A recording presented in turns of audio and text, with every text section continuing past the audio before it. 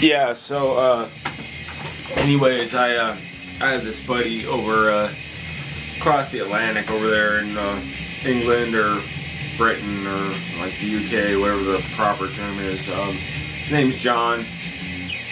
He's the author of Thugs Like Us, which is a fucking awesome book. You should definitely check it out. Anyways, he's like read my ebooks and he's seen some of my videos, and he was saying that I should like do some kind of audio thing where like I'm reading from one of my books, or you know, telling a story or something, or a video doing that. And you know, it sounded like a good idea. I mean, I don't really want to read anything from my books because like I read those fucking things 150,000 times when I was revising them. I don't want to read them anymore. All y'all can read them. I hope you do, but you know, whatever. Anyways, I decided to do it, and you know, I thought a few days back, I was like, oh well, I'll do it. And plus, it's like I should be doing it anyways because me and my friend Marius are supposed to embark on some like epic tour of southern Oxnard or somewhere like Ojai or like somewhere out there in California land. I'm not really too familiar with California. I lived out there for a little while, but I don't really know much about it. But anyways, I'm supposed to be doing that, and like I'm not good in front of like people. I played in a bunch of like abysmal fucking bands for years and years. Every time like I get up on stage, I kind of like wet myself a little bit, metaphorically speaking. I was just like the stage fright thing. So hopefully doing this will help me, you know, overcome my little thing with like talking to people. So anyhow, I wanted to tell a story, and I tried to think of something like really good to tell, but I don't, you know, I got a million fucking stories of crazy fucked up shit. But at any rate, there was this, well, anybody who's like read my books or my blog or that, excuse me, knows me personally, will be able to tell you like I was involved in some fucked up shit back in the day. I did junk for like 13 years. That was, you know, strung out and all that for a long time. Did time in the penitentiary, all that shit, you know, like years ago. Like I've been cool enough for a while. But during the time when I was like ripping and running, I, you know, had some pretty interesting times. I can't really say like, well, I can say like drugs are completely a fucked up waste of life and waste of time. Like I wouldn't encourage anybody to go out and shoot heroin to rack up some experience or something that's like fucked up, like just all around bad. However, I did have some interesting times when I was doing it. You know, one of those times, I used to know this dude named Dennis. He was like an older, like old school junkie from way back from Philly. And I ended up hanging out with him and getting to know him, and like he was the first person that took me to cop dope in Philly.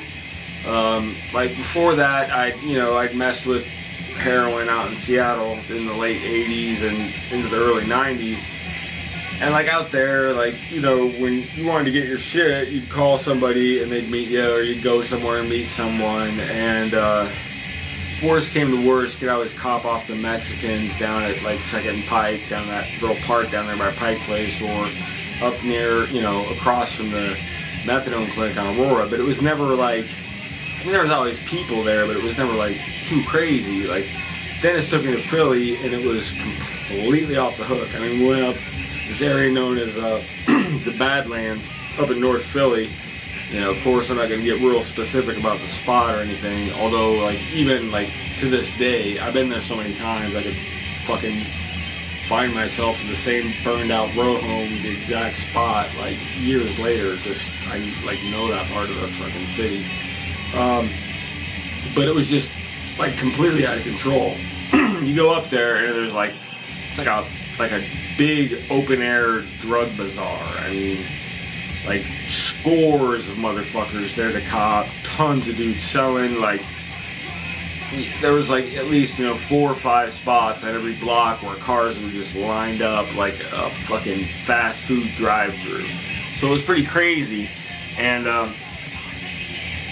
You know, because I got really, you know, I developed a pretty bad habit back then. So I was going there a lot. I was going from up here in Scranton down to Philly like 4 or 5 times a week. And this one time I was in Pittston, which is a few miles from where I am now. It's kind of in between Scranton and Wilkes-Barre.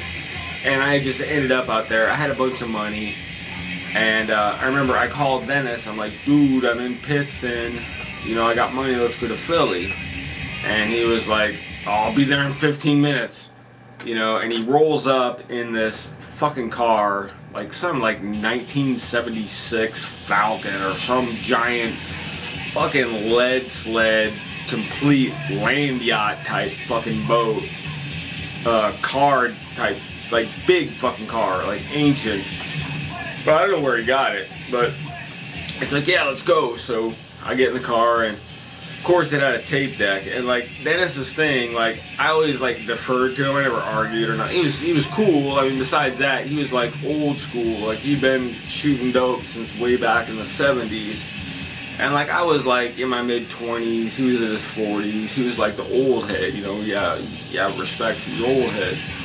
And you know, he had this thing with music, like he always wanted to listen to a certain song at a certain time, and he'd bring all his mixtapes and his dubbed copies of his records and stuff, and we'd always listen to certain songs at certain like points in the journey. And it was always a big thing when we were coming off the turnpike getting into Philly. He always had to play that one Phil Collins song.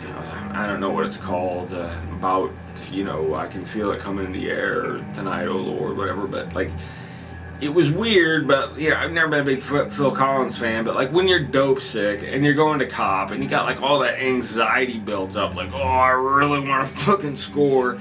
Like you hear that song and it's just fucking perfect. That was like his thing. That was like, we're gonna score soon, let's listen to this song. And it would always set the mood. And like every time, like we go cop at this little spot off of a certain street in North Philly, and there was a supermarket right by there. And like we'd always go to get high around the side of the supermarket, and there was literally cars lined up, everybody, you know, getting off in their car after they just copped. And we'd go there, and he'd always have to listen to fucking Sister Morphine by the Rolling Stones.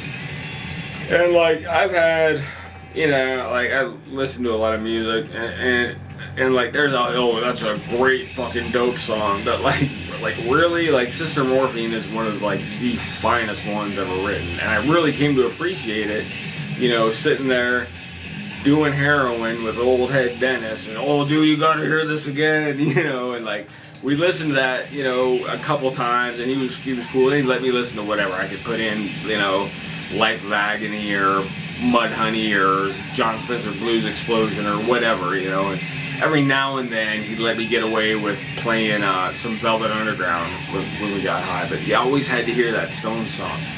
And this one time, like I was saying, I was in Pittston, and I had money, and he came to get me in this fucking car, and we go down to Philly, and we're driving, listening to music, like just, you know, chilling, waiting to score, feeling all sick, you know, guts in a knot because you want to get your shit. But you know, it was the ride down. It was like an hour to get there, maybe a little less depending on how fast we were going. But we get like right near Quakertown, which is a good amount of the way there, but it's not quite all the way to Philly. And we're driving, and the fucking car caught on fire. I don't know how the fuck the car caught on fire, but it was like flames started coming up into like the cockpit area from underneath the motherfucker, like fire. I'm like, dude, the car's on fire. He's like, yeah, the car's on fire. So being, you know, good dope fiends, we just pull the car over, get out of the fucking car, leave it on the side of the road flaming, and like proceed to hitchhike to Philly to go cop our dope and get high.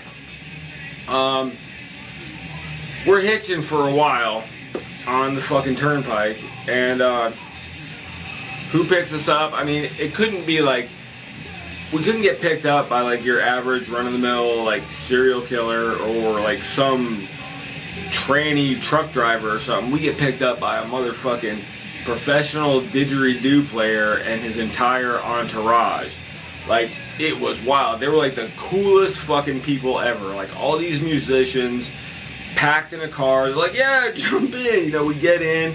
The dude who's driving is the didgeridoo guy, and like he, you know, big Aboriginal dude, burly dreads, just totally mellow, like driving. We drop all these other musicians off all around Philly, and he like basically drives us like 4 blocks away from our cop spot. Like he doesn't care, and like the whole time we're talking to him, and he's like, oh yeah, I make, you know, albums of didgeridoo music, and he's playing his music for us. He's got like CDs and stuff. I'm just like, wow, this is fucking crazy. So that was pretty fucking awesome. He drops us off. We go cop. We get some coke. We get some fucking junk. You know, I'm doing fucking speedballs, which is my thing back then. You know, and by that time, it's like around, you know, 11:30, midnight, and Dennis says to me, you know, he says, well, we're in Philly. We got the whole night ahead of us. He's like, where do you want to go? What do you want to do? I'm like, well, dude, you know, I never seen the Liberty Bell. So we go and catch a hack cab, which if you're not familiar with, you know, Philadelphia or a lot of major cities, it's basically an unlicensed taxi. You know, people that just will take you places for like $5-10, whatever, you know. So we're catching hack cabs all around town. I've seen the Liberty Bell, Independence Hall, all these tourist spots, like all fucking night. Completely fucking pickled on dope. Morning comes around. Between the two of us, I think we had like $25 left or something. I don't even know. Like, we didn't have enough money to get bus tickets back to Scranton. The car was a fucking burned out Hulk somewhere back on the turnpike. You know, we're basically fucked. 150 some odd miles from home.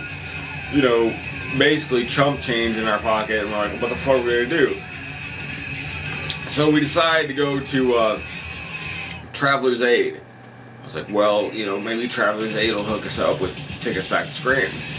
And like Dennis at the time, he worked for a rehab up around this area. I mean, he like drove around their target cart and stuff, and he like got away with so much shit. Like, he would take the clients to their AA meetings, haul ass down the turnpike to Philly, cop dope, shoot a couple bags, go back up, all the way back up here, pick the clients up late at the fucking meeting and take them out to the rehab. And he was like getting away with it. Like, that was his job. It was like nothing. The people who employed him, you know, they didn't seem to notice. Like, why the fuck were you gone like 3 hours before picking these people up? And they didn't care. He got away with it.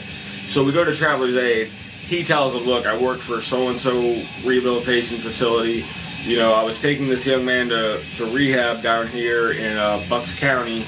He's obviously addicted to heroin. I'm sitting there so fucking high. I'm like nodding out. Basically, like, I could have been like sucking my own dick. I'm so fucking high. I'm like, oh, just fucked up. The people at Traveler's Aid are like, yes, this young man is obviously wasted on dope. Here's your tickets. Get the fuck out of the office.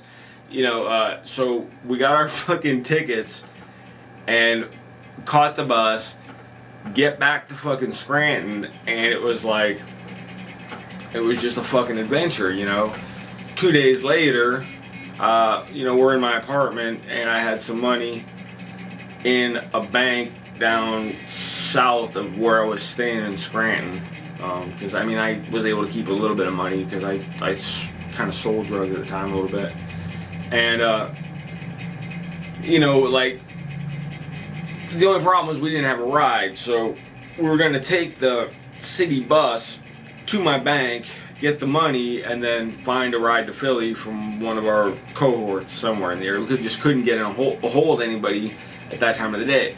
So we're walking down a certain street in Scranton. We pass a certain store that just happened to sell beer, and as it was, they were getting a delivery from a beer van, a beer delivery van, one of those big, you know, Ford Econolines with the big beer sticker on the side, the LCB number, full 9. It was like a delivery van, you know, and the guys were walking up, the guys were taking the beer into the store, and the motherfuckers left the key in the fucking van. It's running, they're in the store filling out their paperwork or whatever. I said, I said to Dennis, like, I was just fucking around. Like, dude, there's our ride to Philly. He's like, meet me at the library in 5 minutes. I'm like, get the fuck out of here. He's like, no, seriously, go. So I was like, alright. So I walked, and, you know, 5 minutes later, he comes rolling up in this goddamn beer delivery van. And, like, that was our ride to Philly. You know, we drove it to the bank, through the fucking drive-through the bank, got my money, drove it down the turnpike, you know, paying the tolls and everything from inside this fucking van, like, total, like, you know, the brand name of the beer was plastered all over the side. Now, like, it was, like, fucking nuts. We go to Philly, and, like, we're trying to decide if we're gonna sell the van in Philly or not. It's like, no, we'll sell it, we'll spend all the money on drugs, and we'll be stuck here again, and Traveler's Aid won't fucking buy us tickets again. So, we ended up driving the fucking van all the way back up here, and, you know, like, left it somewhere, basically. But, like, that's just kind of dude he was. He was, like, he was down for whatever. Like, he, like, his whole thing, you know, he was always, like, telling me, you know how, you know, like, dope heads get kind of philosophical sometimes. He was always going on about, you gotta have integrity. You know, if you're gonna do something, fucking do it. Do it with integrity. Be thorough, you know, and he'd never done, like, hard time or anything, but it was the same kind of thing I heard from the old heads when I was upstate, you know, be thorough, fucking, if you're gonna be a certain way, like, do it to the fucking hell, don't fuck around, just, you know, do it, don't just talk a big game and do nothing, and, you know, that's just the way Dennis was, you know, and that rubbed off on me then, and fucking, like, you know, to this day, I wonder whatever happened to him. I mean, from what I heard, he went back to Philly and then disappeared sometime around 2005 while I was still in prison. But, you know, there's some people, you know, because of their character, it doesn't matter too much what kind of situation, you know, you get to know them in or whatever. You could be out ripping and running off fucking Broad and Lehigh and Mutter Street in North Philly, or you could just, like, go to school with the person. It doesn't matter. Like, the strength of their character is, like, you know, I wonder what happened to that person, and he's just one of those people. You know, unfortunately, he's probably dead, you know, because that's kind of what happens when, you know, when you do, like, narcotics for, what, 30 years or whatever, you know, but I hope he's alright, but, you know, I still wonder. So, yeah, that was, you know, my first video story, my spoken word piece or whatever. So yeah, there you go. You know, John's is for you, you know, Marius. Now you can see that I am capable of telling a story. Well, you already know that. I tell them to you all the time on the phone. But yeah, that's pretty much it. I don't know how this will go over or whatever, but I've got tons more, but I'm just, you know, just want to take a stab at it. So yeah, that's about it. All right, later.